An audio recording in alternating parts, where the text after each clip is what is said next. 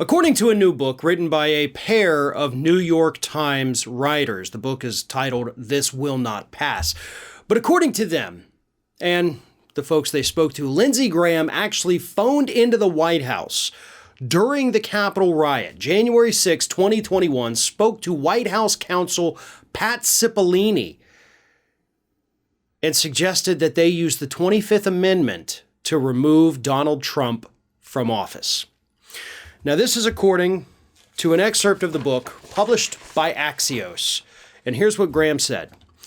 "We'll be asking you for the 25th Amendment." Then later in the afternoon, Lindsey Graham spoke to reporters and he said, "People will say, I don't want to be associated with that. There will be a rallying effect for a while. The country says we're better than this." Yeah, but that didn't really happen, did it, Lindsey? Neither did your empty threat to use the 25th Amendment.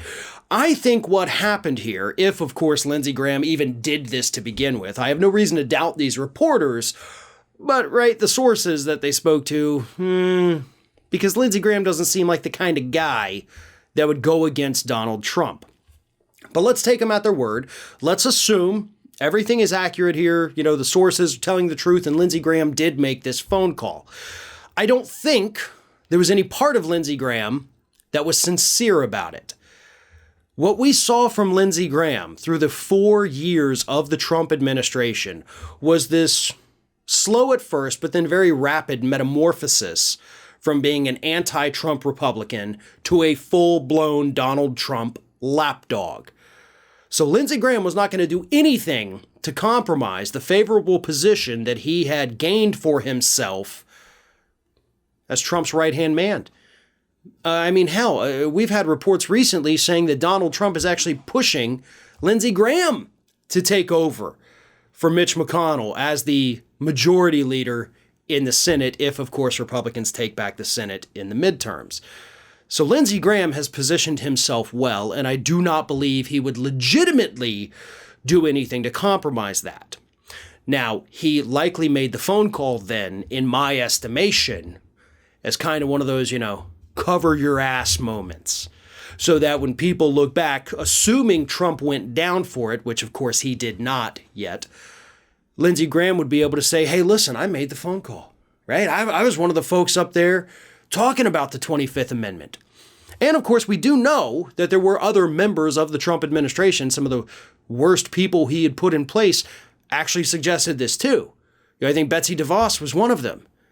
So as bad as they were, they still looked at this, much like Lindsey Graham, and said, okay, well, maybe we ought to do something. But it's the other statement from Graham, right? There will be a rallying effect for a while. The country says we're better than this.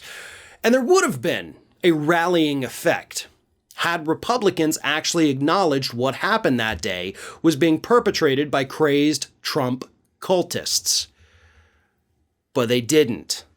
Right? That evening, after Fox News was, personally talking to Donald Trump and other people inside the White House saying, you got to get him out front of this. Let's make it go away. This is really bad for us. They went on the air later that evening and said, nope, this was Antifa. Antifa did this. Not Trump supporters. They were goaded on by Antifa. Even the talking point today is still that, maybe there were FBI operatives in there. Maybe this is a false flag thing. They still won't fully acknowledge that these were Trump supporters. So there may have been a rallying effect, as Lindsey Graham says, with non-Republicans, but for the Republican Party themselves, to this day, they still deny that it was their own crazy people that did this on January 6th. Hey everyone, this is Aspen. And did you know that for the low cost of $0 per day, you can subscribe to the Fair and Balanced YouTube channel. We also encourage you to like, comment, and share. But again, click that subscribe button and help Aspen not be so grumpy.